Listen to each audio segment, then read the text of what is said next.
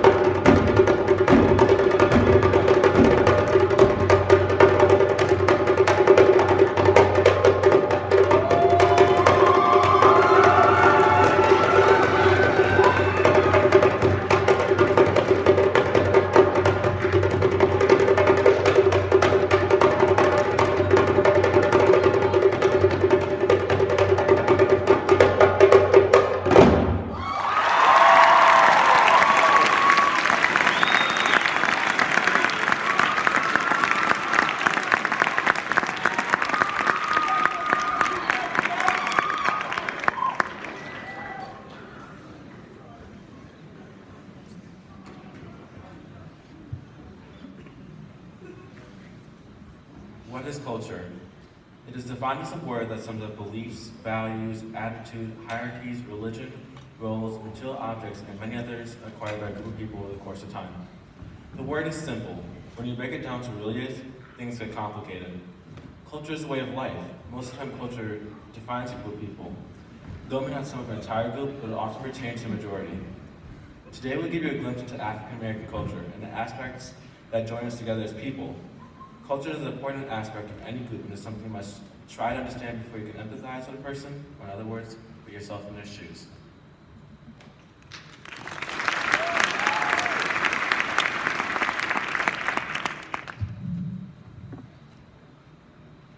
Hair within the African American community is something of great importance. It represents the crowns once wore as kings and queens in Africa. The range differs through various types of hair, from curl patterns, colors, textures, but hair often defines the factors of a person. Going to the barber for some young men holds a sort of importance. Everyone notices when somebody gets that fresh lineup or their fade looks better than it has in months. Young women are always looking for new protective styles, such as Havana twists, faux locks, box braids, gunna braids, and so many more.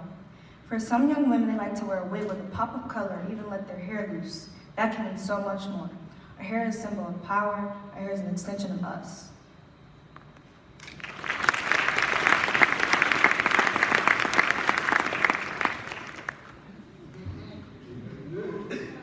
Ooh, y'all know what I'm here to talk about. Many people have probably heard of soul food, but it's not just fried chicken as everyone's assuming. Being in an African American kitchen, when a member or members of the family are cooking, it's an experience. There might be a big pot of greens boiling on the stove, and depending on the family's purposes, they might cook collard, mustard, turnip, or even a combination of all three. The smell of cornbread cooking, mixed with chicken and pork being made, will make you glad to sit for hours until it's all done. In the African American family, food can bring everyone together, no matter the occasion. A Sunday is just a good excuse to fire up the stove.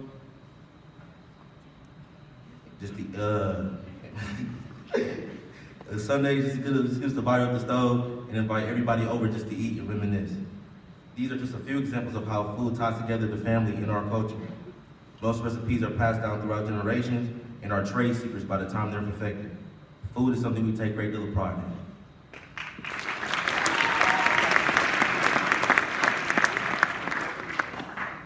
Music. Many cultures use music as a means to share stories, convey a message, or just express themselves. And the same can be said about us African Americans. Music gives us the ability to provide a bird's eye view into someone else's world without ever having to physically enter it. Today we'd like to do the same. Please welcome Masani Blue, accompanied by Cameron Spann, ZZ Elin, Dana Quizair, Elijah Taylor Jordan, and Layla Branch as they perform Erykah Badu's Window Seat, a song that expresses the need for an individual to be themselves. Enjoy.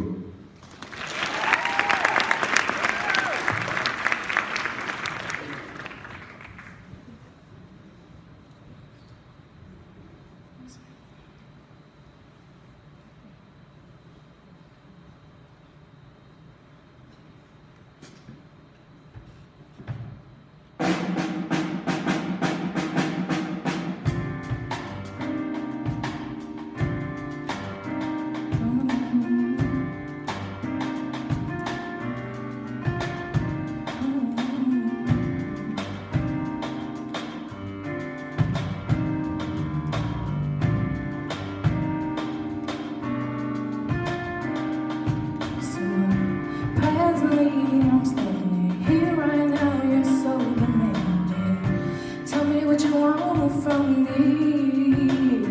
Concluded, concentrating on my music lover and my baby. Makes me wanna ask a lady for a ticket out of town. So can I get a window seat? Don't want nobody next to me. I just want a ticket out of town and look around. And it say touchdown. Can I get a window seat?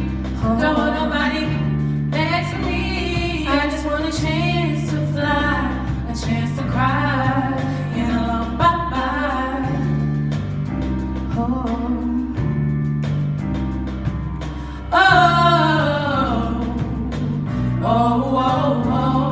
But I need you to want me. I need you to miss me. Oh, I need your direction. Yeah, I need you next to me. Yes, I do. Oh, I need someone to clap for me. need your direction. Somebody say, come back, hey, come back, baby, come back. Hey, come back, baby, come back. Come back, baby, come back. Come back, baby, come back. So, in my mind, I'm tossing back and forth between here and rehearsing. I don't wanna time travel no more. I wanna be here. I'm thinking on this porch, I'm rocking back and forth like lightning Hopkins. If anybody speak to Sky, they tell him beat me up. Can I get a window seat? Don't want nobody next to me. I just want a ticket out of town and look around and a safe touch. Then I get a window seat. Don't want nobody next to me. I just want a chance to fly, a chance to cry, and a long bye-bye.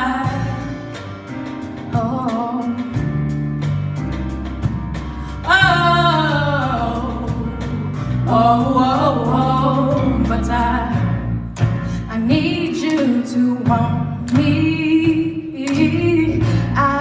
I need you to miss me. Oh, I need your direction. Yeah, I need you next to me. Yes, I do. Oh, I need someone to clap for me. Oh, I need your direction. I said, come back, baby, come back. Come back, baby, come back. Need me. Come back, baby, come back. Hey, come back, baby, come back. Window seat, don't want nobody next to me. I just want a ticket out of town. Look around and a safe touch. Then I get a window seat.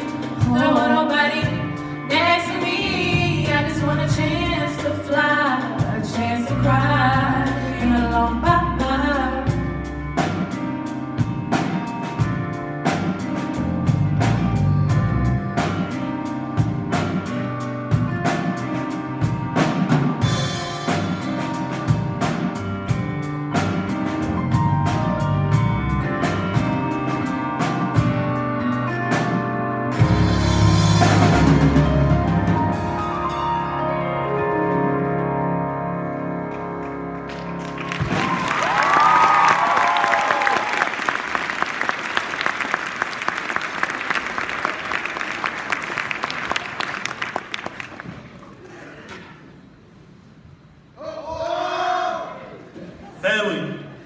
Family is defined as the people you are related to by blood or marriage. But within the African American community, family means so much more. The titles brother, sister, uncle, and aunt no longer just pertain to blood relatives. They may be a best friend they over time become so close. They are no longer a family. This event dates all the way back to the slave trade. If a child's mother had passed away during the milk passage, they would be taken in by another woman on the ship. On plantations, the elderly would assume responsibility for all the children, while their mothers and fathers worked on the fields. Relationships are very important within the Black community, and family is one of the most. Staying together in a brotherhood is what helped us fight injustice bravely. Knowing that our fellow brothers and sisters are staying with us through it all. Long live Jase.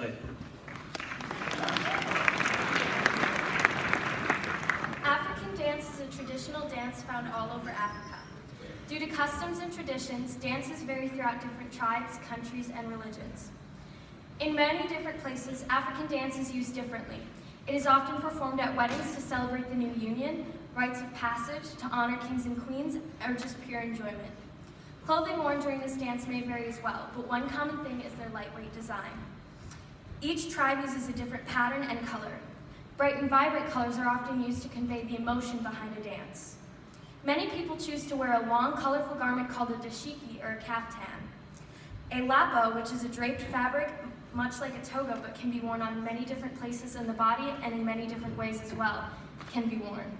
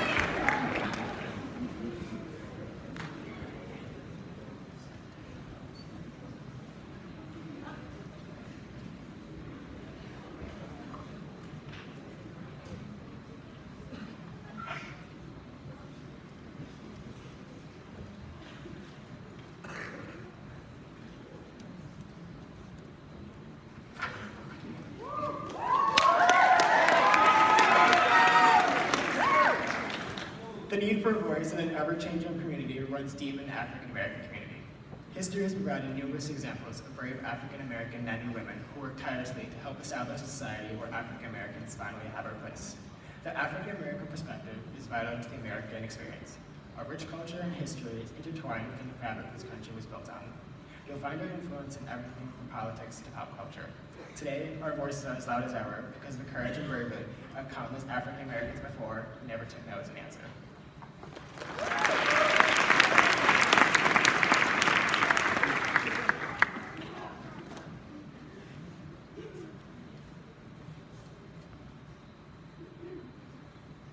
Spike Lee. Director, producer, and writer Spike Lee was born on March 20th, 1957. Spike Lee, through his production company 40 Acres in the Mule Filmworks, has made over 35 films since 1983, including classics like Do the Right Thing and Malcolm X. Spike Lee's films examine race relations, colorism in the black community, the role of media in everyday life, urban crime and poverty, and other political issues. He has won numerous accolades for his work, including 2 Academy Award nominations, a Student Academy Award, and 2 Emmys. Born in Atlanta, Spike was the son of a jazz musician and a teacher of black literature. He later moved to Brooklyn, New York, where he attended John Dewey High School. Spike graduated from Morehouse University with a degree in communications, and later attended NYU, where he earned a master's degree of fine arts in film and television. In 2018, Spike Lee directed Black Klansman. Set in Colorado Springs in the 70s, Lee's comedy drama film told the true story of Rod Stallworth, the first African-American detective in the city's police department. Rod's job was to infiltrate and expose the local chapter of the Ku Klux Klan. Black Klansman was released on the 1-year anniversary of the white supremacist Unite the Right rally. Black Klansman has been praised for its reflection on the KKK as well as its relevance to modern events today. You gotta make your own way. You gotta find a way. You gotta get it done. It's hard and it's tough. And that's what I tell my students every day in class. But I've been very fortunate. I'm not gonna let other people dictate me to who I should be or the stories I should tell. That doesn't register with me.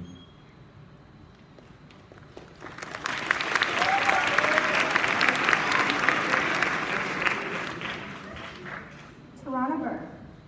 Born in 1973, Tarana Burke is an activist from the Bronx, New York, and the founder of the Me Too movement.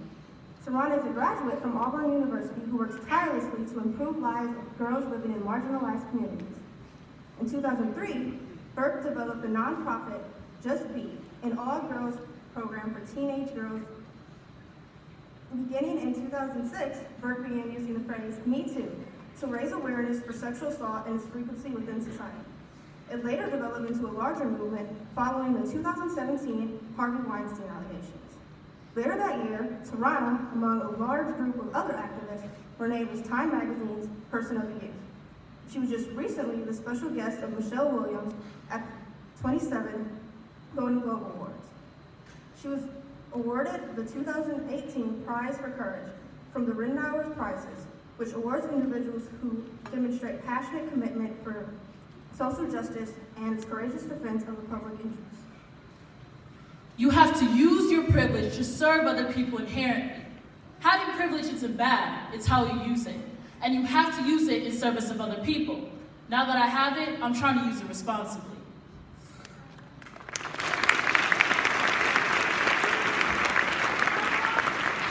Tanasi Coates, an American journalist, author, and educator, famous for his time as a national correspondent for The Atlantic. Coates wrote about the social, political, and cultural issues affecting the black community. Tanashi is one of the 7 children and the only member of the family with no formal college degree. That never stopped him from authoring 3 critically acclaimed books: The Beautiful Struggle, Between the World and Me, and We Were 8 Years in Power. In 2008, Coates published his book, The Beautiful Struggle, his memoir about coming of age in West Baltimore and its effect on his life. Most recently, Coates is famous for his newest book, We Were 8 Years in Power, a collection of essays throughout the Obama administration. We Were 8 Years in Power reflects on the history of race and the aftermath of electing America's first black president. Tanashi's stories will continue to inspire a generation of young African Americans to fight to get their stories out and ensure they are represented in a way that truly depicts the black experience. I was made for the library. not the classroom. The classroom was a jail of other people's interests. The library was open, unending, and free.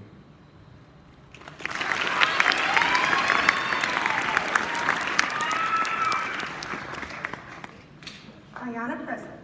Ayanna Presley is a member of the U.S. House of Representatives from Massachusetts' 7th Congressional District. She's the first African American woman from Massachusetts to do so. Ayanna was elected in 2018 after beating Representative Mike Capano.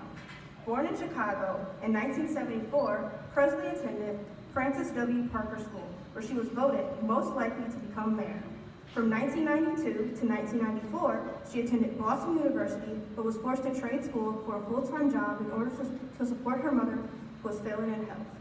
In the time after, Ayanna served as an intern for U.S. Representative Joseph P. Kennedy II, and as a political director to U.S. Senator John Kerry. In 2010, Presley was sworn into the Boston City Council as the first African American woman in their 100-year history to do so. She topped the ballot again in the November elections of 2013, 15, and 17. My life as an advocate for those most in need is inspired by my mother's example. She believed in the potential inherent in each of us, and that belief is the foundation of my work.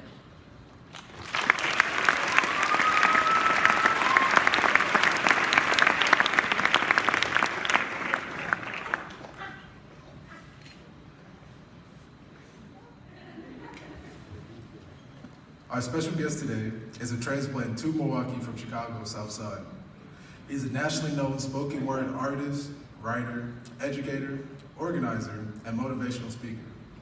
He shared the stage with Dr. Cornel West, Reverend Al Sharpton, and the Honorable Louis Farrakhan, just to name a few. The author of I Write What I See, and sensitive word songs for Black and Brown boys, and the co-founder and host of Poetry Unplugged, the longest weekly running poetry program in the Midwest.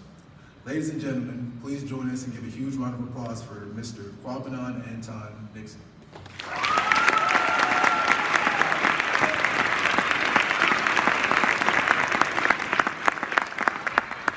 How we doing out there, family? Make some noise if you can hear my voice one time. Please make some noise.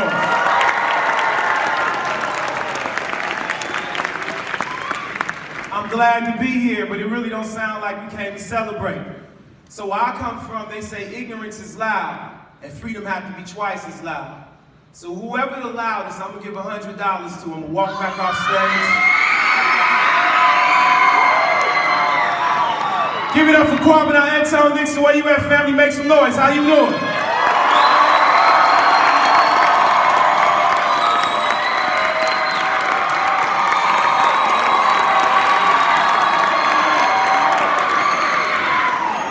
You were supposed to stop when I did that. Like nobody did that. Like go.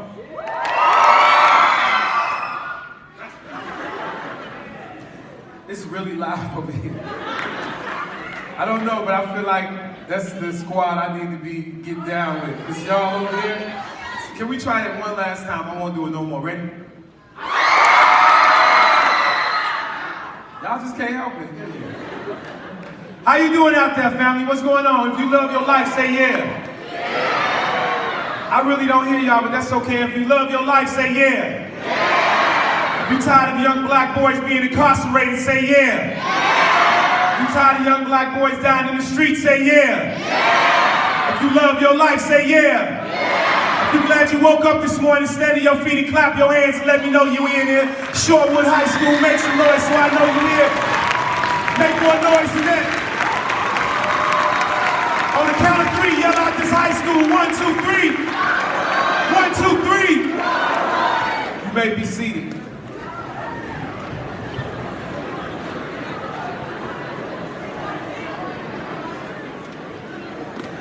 So family, I only have 15 minutes and I did all that so I can cut my time short. That's why I went so long.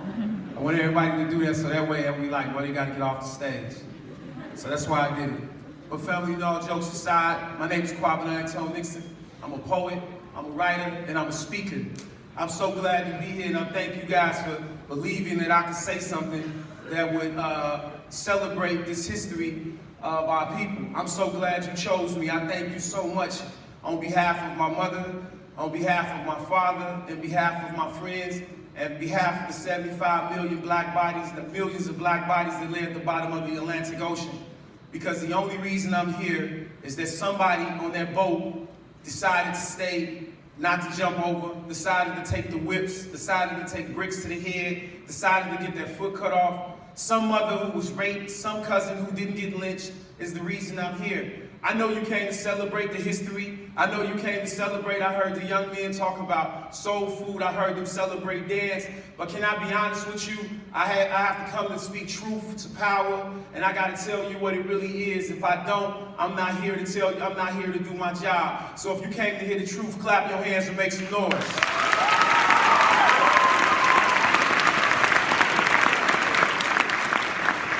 So I'm in Shorewood. I'm in Shorewood. I got pulled over on my way out here. No, I didn't. I just wanted to hear some people go, oh, no, just but I could get pulled over out here. I'm serious with that. So family, here's where I start. I am nothing but a black boy from the west side of Chicago who grandmother prayed over him. I lost my father at 11 years old to street violence, and my mother had her troubles with growing up. Lord willing, I'll turn 50 years old this year. I've buried at least 40-some friends and family members. I heard you speak about the culture of who we are. Our culture is the celebration of being free. They say where there's oppression, a voice is smothered. And when a voice is smothered, it doesn't get to speak. But when the voice that speaks, the voice that smothered gets to speak, it is loud, it is bold, and it is brave. So here's what I gotta say to you. A long time ago when I was a boy, a teacher in school told me I'd end up on the cover of Obituary. I cracked a joke in class.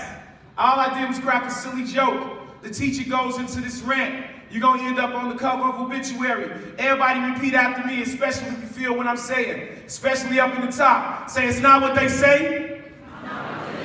It's what you believe. He said I end up on the cover of Obituary. I proved him wrong, and I ended up on the cover of both my own books. See, it's more than possible, it's done.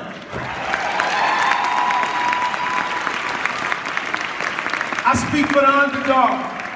When I was in high school, I was going to drop out because everything they showed me about my culture was slavery. They showed me that Africa, there was jungle, it was a jungle, and the people had no language. They didn't go to school, and they basically said that us being in slavery was the best thing that ever happened. But there was a teacher in school named Mr. Crockett. In my sophomore year, 1984, I was on my way to high school. I had made up in my mind, I'm dropping out. There's no need to be here. Let me be honest with you. I was like, I'm out of here.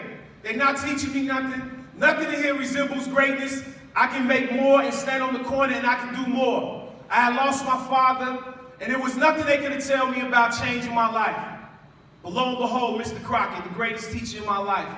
Mr. Crockett saw me in the hallway, and I'm walking out the door. If he wouldn't have caught me, I wouldn't be standing in front of you. My sister, I walk out the door. Before I step out the door, Mr. Crockett grabbed me, and he pulled me back. Excuse my language, he said, boy. Mr. Crockett was my Afro history teacher. He grabbed me by the shoulder and said, come here, Mr. Nixon. I said, yes, sir. He said, where you going? I said, I'm about to run over here and get lunch, even though I was 9. He said, okay, well, I don't know where you're going, but I kind of got an idea. Mr. Crockett, as true as I can get it, he says, how dare you? I said, what? He said, how dare you? How dare you fail my class? I said, well, Mr. Crockett, etc. He said, stop. He said, you can fail in many classes in this building, but you fail Afro history. This is the class of your people. He looked me in the eye and he said, somebody got hit in the head with a brick for you to stand in this building right now.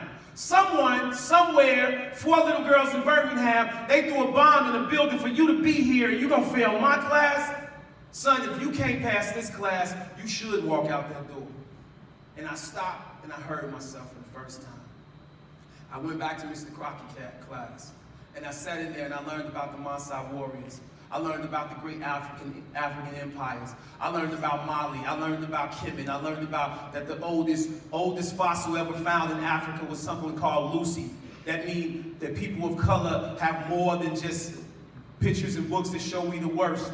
I learned that we were something. Once I learned who we were, I learned about Timbuktu. I learned about Hannibal the General. I learned about so much I started walking with my chest out. And then lo and behold, some of you would know Public Enemy came out. And when Public Enemy in the 80s was our rap group, when I listened to Public Enemy, they gave me something. They said, when I get mad, I put it down on the pad. Give you something that you never had. Controlling, feel high rolling. God bless your soul and keep living. I started listening even more. Now I'm listening more. I'm reading Malcolm X. Now I'm going from nothing to something. And when I'm sitting in class now, and the teacher says, well, in Africa they were slaves, and I stopped at one time in college and said, hold on. We weren't slaves, we were Africans in a country, and somebody kidnapped us and turned us to slaves. We weren't slaves. Once I learned who we were, then I can sit at any table you want. And I can appreciate my culture, so now I can appreciate any culture. See, I bring that to say we all want culture as long as we honor every culture that's in that culture. And what we need to look at this, as I get ready to do the poem, is this. Never forget, young people, especially young people of color, never forget that once upon a time, walking down the street the wrong way, you could be hung. Never forget that when a young black boy walks down, and I'm talking to others, never forget that sometimes when I left the house, a black mother worries if her son will or will not make it back home. Never forget, please listen to me, especially if you're in the audience, when you sat in this place and you clapped and you applauded, one day you're gonna have the privilege and the power and the honor to help someone that needs help. And remember the moment right here when you heard the truth. Remember what you clapped and celebrated for, because it's easy to clap and celebrate it in here. I want to see you clap and celebrate it out there. So with that being said, family, listen to me. Yes, you can clap if you like that. You can make noise. I ain't telling you a lie, I'm telling you the truth.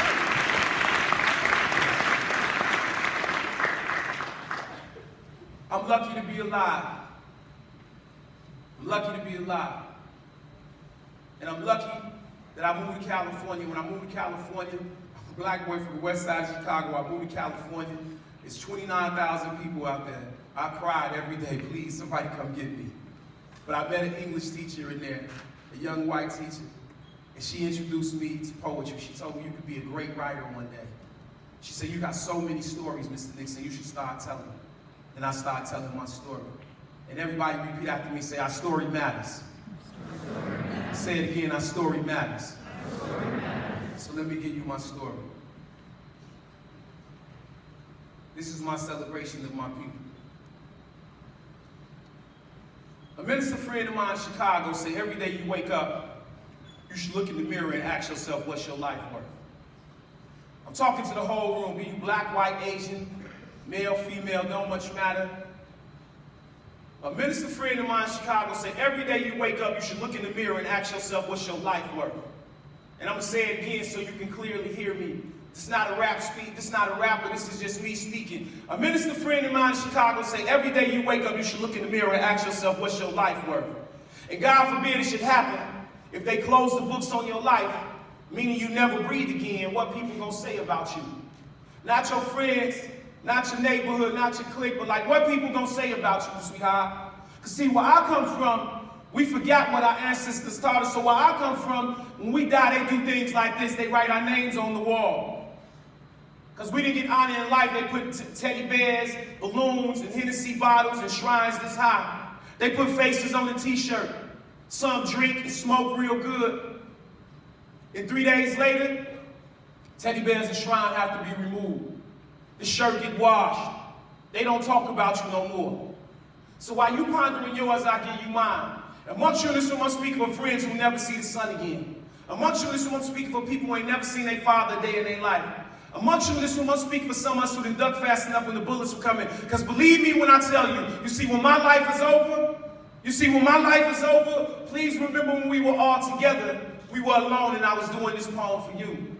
If this be my last words, please listen to me. If this be my last words. If this be my last words read, if this be my last words said, listen to me. If this be my last words read, if this be my last words said, listen to me and remember me. Celebrate me and venerate me with 1,000,000 children holding incense. Dress them in liberation blood red from Malcolm. Place black couffaes in their natural head and make sure they stand barefooted in the green earth soil. You remember me? Next, I want you to send 143,999 white doves to the atmosphere and ask them to save a place for me. And please, who's ever to do my eulogy, please no phony preachers and no PhD speakers, no twisted psychologists who confuse and judge my knowledge, read and measuring sticks.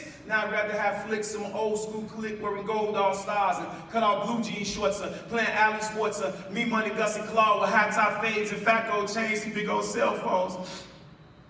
And we were sitting on the front porch watching cars go by.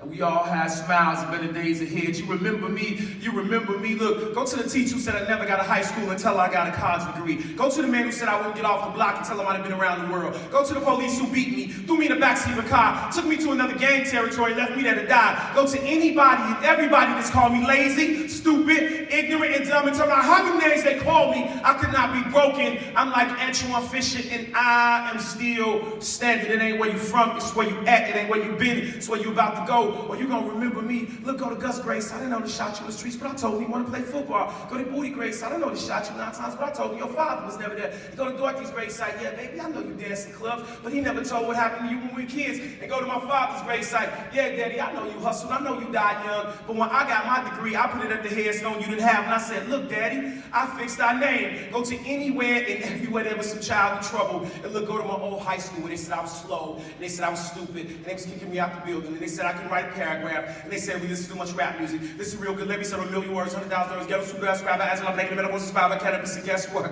I still failed English class. You remember me? I ain't no dummy. They don't know what happened last night. They didn't know my guy got shot last night. That old dude tried to hit my mother last night. Go to anywhere and everywhere some child in trouble. And I'm not lying when I say it. Believe me, in this room, I got some blood on my hands. I got some scars on my back. I swear to you, dear, I'd have been places where the sun don't shine, but I can prove it. You let it be said that I said to y'all that Ronald Reagan and George Bush need to be held accountable for the insurmountable murders and stockpile of black and brown bodies. They never did time for drive-bys. They never came when our schools were closing. They didn't come when crack hit the neighborhood. They didn't come when they was building jails. They didn't come then, and they ain't coming now. So if you see people with a white t-shirt on, you better SOS and say yourself. It ain't no Superman, but I bet you when I leave this room, you're gonna remember me. And listen, when it's all said and done, do me a favor. I'll tell you how to do it. Make your way to the west side of Chicago. Go to Central Park in Jackson. Listen to me. Walk up 2 flights of steps. Listen to me. It's a light-skinned lady with lips and eyes just like mine. Look her dead in the face. Take a book of my poems and kiss my mother. Hug my niece. Hold my sister. Remember my granny. Tell my friends and brothers, we was just misunderstood. And at night we have said, forgive us, God. I swear to you, we have said, forgive us, God, for we knew not what we did then and sometimes now. So no sad songs, don't pour no liquor out for me, don't put my face on the t-shirt. Do me a favor, I'll tell you how to do it. Stand in front of the building on the west side, we shot them things, we slung them things, and I read the right books and I changed my life, and you sprinkle some ashes there. Then go to California where the blue ocean and the golden sun saved my life, and you sprinkle some ashes there. Then go to 13th and Acres where I told the black boys, hey man, family, pull your pants up, man. Hit your chest, man. Top cloudly and speak clearly so the world knew you was here, and sprinkle some ashes there. Then go to Tennessee where I stood in the window on the balcony where they shot Dr. King, and you sprinkle some ashes there. Then go to Harlem, New York where I stood where they killed Malcolm, and you sprinkle some ashes there. Then go down to Virginia where the first Africans landed, and they was burning, lynching, and branding us like animals. And now some people are still burning and lynching and branding us like animals. And when you get there, do me a favor. Bring me some Tupac. Bring me some Biggie. Bring me some Coltrane. Bring me some Malcolm. Bring me an ink pen. And bring my grandfather's shoes. Because I got a long walk ahead of me. Tell the Igbo woman I'm coming. Take my ashes. Shake them like dice. I swear we gonna get 7 on this one. And send me home. Thank y'all.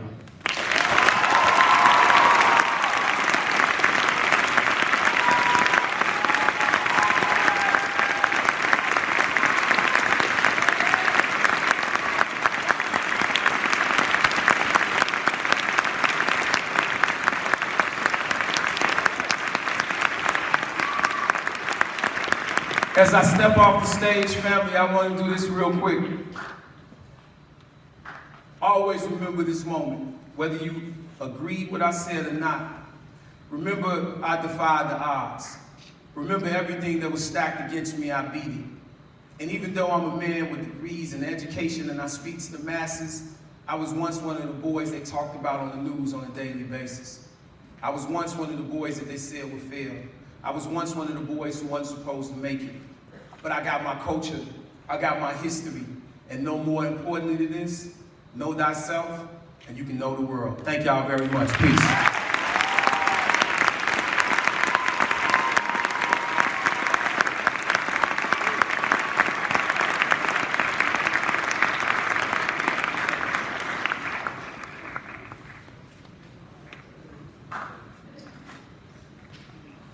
Words and how those affect others is such a huge aspect of the Black experience, whether it come in the form of a book, a poem, a song, or just a story. And if they're just right, they can touch the person on the receiving end, even if they can't relate. Words are the most powerful tools any of us possess, and if used properly, can have a profound effect. Ladies and gentlemen, please join me in welcoming some extremely talented SHS students with something to say. Up first, Trinity Higgins with her American Dream.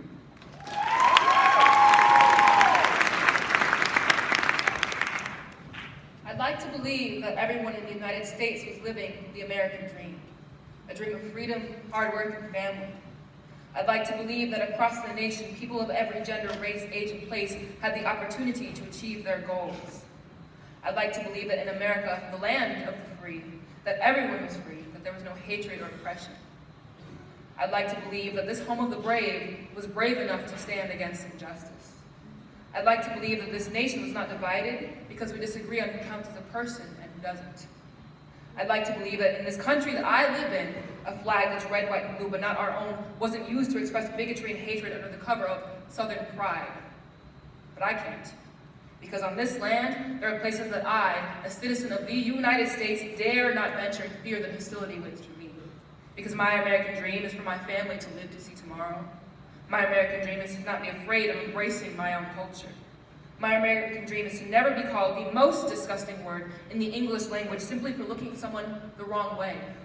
My American dream is for little girls once like me to love themselves for who they are. My American dream is for people with skin darker than the night to flourish. And we dream and hope and wish for things to change. I wish I wasn't scared of my father, or cousins, or uncles not coming home because they were too black for someone else. I wish that I wasn't scared of the violence that plagues my city, my neighborhood. I wish that gunshots weren't a part of my nightly routine. I wish mass shootings weren't normal. I wish a lot of things. Fear leads the lives of many in this country.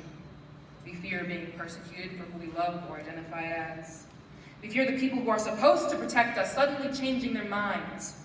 We fear being erased. We fear being stigmatized. We fear our culture being muted. We fear reverting back in time. But hope tries helpful. I hope that in the future I won't be scared anymore. I hope that I will feel important when I'm in a space where no one looks like me. I hope that my hair texture will not be considered good or bad. I hope that one day I will be able to walk everywhere comfortably. I hope that one day the N-word will no longer have power over my people. I hope that one day we'll have another black president, a woman president, a Muslim president, an LGBT president. I demand justice for everyone who's been wronged. The black brothers and sisters incarcerated for what is almost half a lifetime for non-violent drug charges. I demand justice for those denied service because who they love wasn't just a wedding cake. I demand representation for those who want to be great one day, but they can't find someone who looks like them doing what they love. I demand justice for the ones labeled as terrorists because of the actions of few who use their religion as a weapon, when those same accusers are this country's biggest threat. I demand justice for the children who lost their lives of trying to learn. That could be me one day. To everything that I like to believe, to have my American dream, to wish and to hope, everything will be okay. We will persevere. Yes, we can, we the people, and we have a dream, an American dream. Thank you.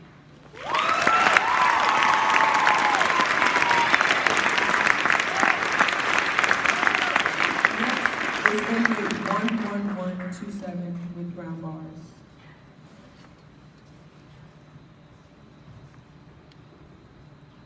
My big brown brothers are locked down, I'm crouched down, you know. Black don't crack, we bounce back like a rebound. Think we all in a gang, cut on my block, I'ma show you how a gang sound. Locked behind these brown bars and these concrete walls, we don't see no stars. Only thing I see when I look in the mirror are these beautiful brown scars, but I'm here now. I need all my brothers and sisters to sit down. I need you to hear this. I know you say you're not scared of nothing, but you gon' fear this. Life of a black man, child may seem unclean, but truly we're unseen. We walk down the street and y'all make a scene and lie and say my little brother touched your thigh, when really you're just silly and scared of the power that we hold inside. In the things unseen, brown bars, even in our cars, we drive down the street and get pulled over and shot down. Cause you asked to see my license, then I reach down, then boom, pow, oh wow. He had a gun, when really he was just another man's son on his way to get paid from the job that only pays him minimum wage, but he's brown. And his pants was probably hanging down, so they say he's a young threat, but really he's just a young thing, trying to find a good thing in the bad things. Brown bars, brown skin, brown hair. Y'all act like it's a sin everywhere, but really we bleed the same color. Y'all just can't admit that to each other. This brown skin is a gift, and when we use it, it's a power. It's a power that uplifts. But we see what y'all do. We pick the hairdos and the skin tan and the little rapper boy who thinks he's a black man. Y'all see the power too. We know y'all do because we scared y'all blue. I mean brown. But hey, I guess that's what we do because anytime we're in the presence of y'all call the boys in blue. Who think we did something wrong or really we're just that strong? But I guess that's what they do. The boys in blue send us to the white man in a black dress who sits behind his wooden brown desk and makes decisions all day based on how he feels that day. And sure enough, when we come through, he say we sentence you to life. And now what do? As we stand with these brown chains that hang, as we stand behind the brown bars y'all made.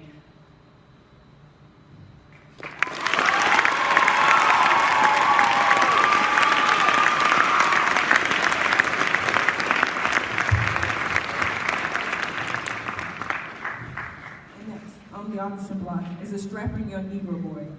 He's 5'4", about 135 pounds, and he's gonna take us to the foreign lands. Listen.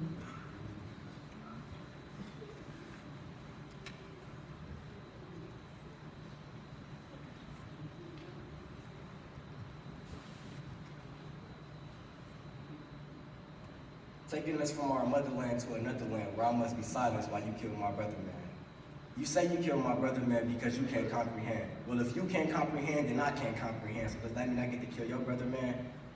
You see, I come from a place far, far away, a place where we must hold weapons of mass destruction to provide your resources.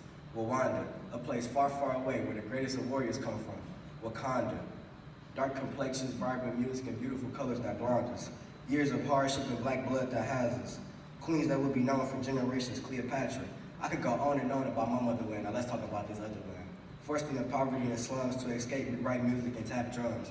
We more scared of you than you are of us, so in order to survive, we hold our head down or tote guns. At school, we get called niggers and our teachers hate us because of our intellect and our dark figures. Why would you want to be black? Why would you want this? You think I like holding my head down to prevent a fight? You think I like going and seeing my people cry? You think I like seeing my sisters unsatisfied with themselves because of your despise? You think I want this, don't you? You see how much my skin gets me in trouble for nothing? Is that why you hold us captive and not let us free? Do you fear that we would do unto you what you have done unto me? You kill our leaders and foul ideas is what you feed us. You bring war and pain to my motherland, so let me tell you about your motherland. You colonize other places but can't seem to face it. That maybe your thoughts aren't pure, but filled with pure hatred. A place where you white folks can't stand me. A place where my own president wants to ban me. A place where you would rather kill and destroy than understand me. A place where you would rather paint pictures of me that's not true. When it's the black power, I demand that you underhand me. You can kill me, but my words and ideas will still be standing. You will no longer belittle my people to nothing. You will no longer ridicule my black queens for their hair that is so, so lovely. You will no longer kill my black kings because we are coming. To the truth, you are not strangers. I demand answers. Why must you hate us? We didn't ask to be in this country, yet you still continue to slay us. So to my black kings, you are beautiful. And to my black queens, remember what you can do. And to the black culture, let's show the truth to them. I'm more than a gangbanger. I'm more than a thug. I'm more than a black man filled with anger that take drugs. My mother is more than food stamps. She breaks her damn back to make sure food is there. I am more than a color. I am more than a color. I am more than a color. I am the power of my people. I'm not just a nappy head coon, you buffoon. I am the power of my people. Nagaya uya kuhala yusitia kia suya. In our culture, that means even though you will forever hate us, we will forever stand together.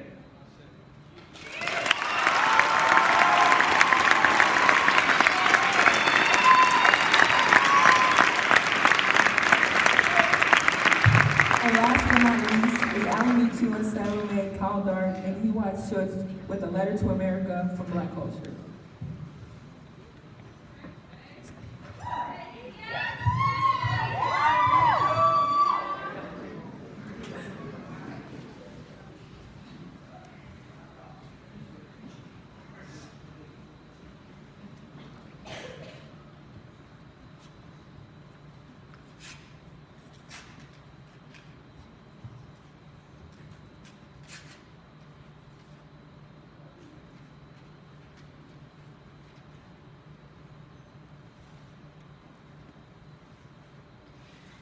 A letter to America from Black culture. A poem. Dear America, Black history used to be known as only slavery. Used to be known as the only thing that made up a Black person. As if the only thing that made up a Black person are plantations and generations of exploitations. But Black history did not start with chains. Black history is the culture that runs within us. Like the Black magic in our bodies, in our souls, in our Black and brown souls. Our culture ain't no joke, or nothing you can copy, nothing you can steal and call it your own. We've got our soul music. We've got our Tupac and Biggie. We got Charlie Parker saxophone. We got cornbread and collard greens and shea butter. Sitting between mama's knees, getting our hair done. Slick back laid edges, kick a curly afro. Black culture, family. Your brother is my brother, and my mama's best friend is my auntie and your auntie. Black culture. Rosa and Malcolm and Martin and Shirley, Thurgood and Coretta and Maya and Billy, and the people no one hears about. Ethiopian Prime Minister Haile Selassie, Ghanaian King Kwame Nkrumah, Haitian revolutionist Toussaint Louverture. Black culture. Melanin in every shade, from sweet dark chocolate to hazelnut to light caramel. We are melanin. We are Black culture. We are everything Mama Africa wanted us to be. We are the drums beating at the start of our successions. We are the Black leaders and the believers and the voices of our protests. We are Black Jesus in the faces of beauty of non-Eurocentric standards. We are braids and twists and leave-in conditioner. We are Black Lives Matter. So do not disrespect our prepossessing melanin and fame. Sincerely, Black culture.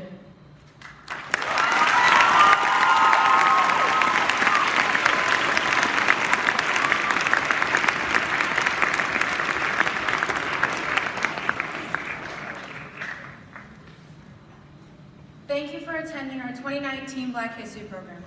We hope we were able to provide a glimpse into the many aspects of our culture and where we come from, to begin your understanding of the African American experience. This is certainly not everything that you need to know, but showing empathy is a nice start. The first step to empathy is understanding where a person comes from and what experiences shape who they are. It is important to remember the difference between empathy and sympathy. Empathy is putting yourself in someone else's shoes, while sympathy is simply feeling sorry for them. Before we end, we'd like to leave everybody with one final performance. Please welcome to the stage Zephaniah Eland, Cameron Spann, Elijah Jordan, Namiah Harris, Trinity Higgins, and Asani Blue for their rendition of Jill Scott's It's Love. Please enjoy.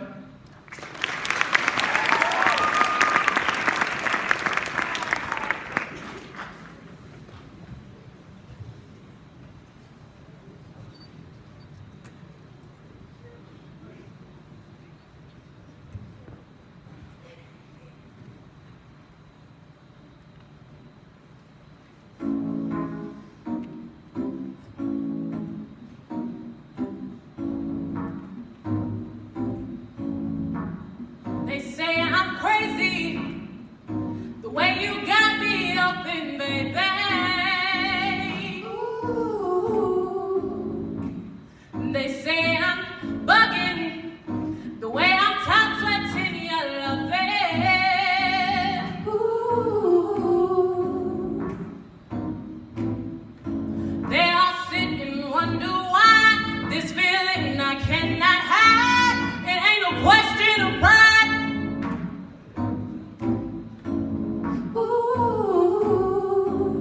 They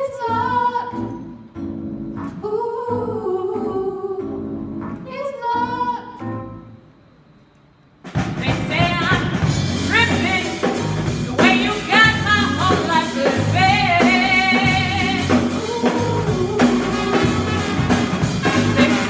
losing.